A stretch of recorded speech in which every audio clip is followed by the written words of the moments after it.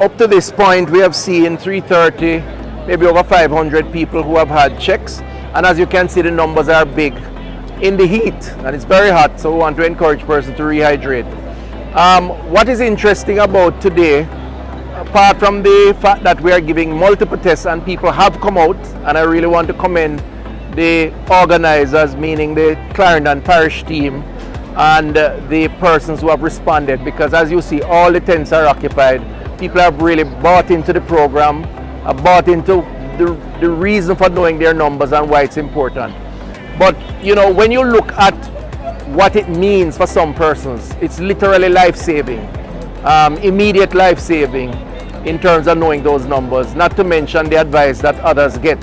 So I want to ask Dr. Watson to just speak to the very extreme cases that she has discovered without calling any names, just to give you a reason, an example of why it is important. Dr. Watson? Okay, so today I was working in the medical post where we see emergency patients. We saw about 16 patients today, majority of which were patients with elevated blood pressures that needed treatment.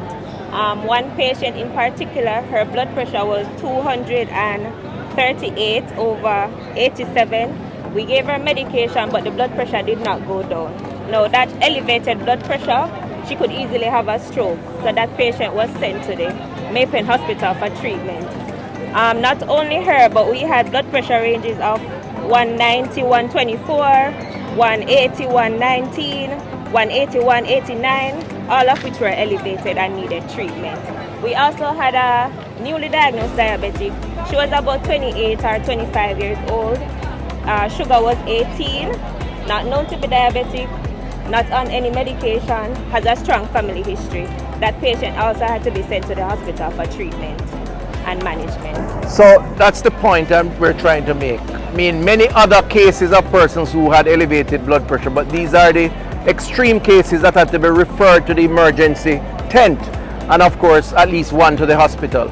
The point is that we have to take our health more seriously. The program is reaching out, it's creating education, but it's also helping persons to respond, and in some instances that could be on the verge of a stroke or otherwise.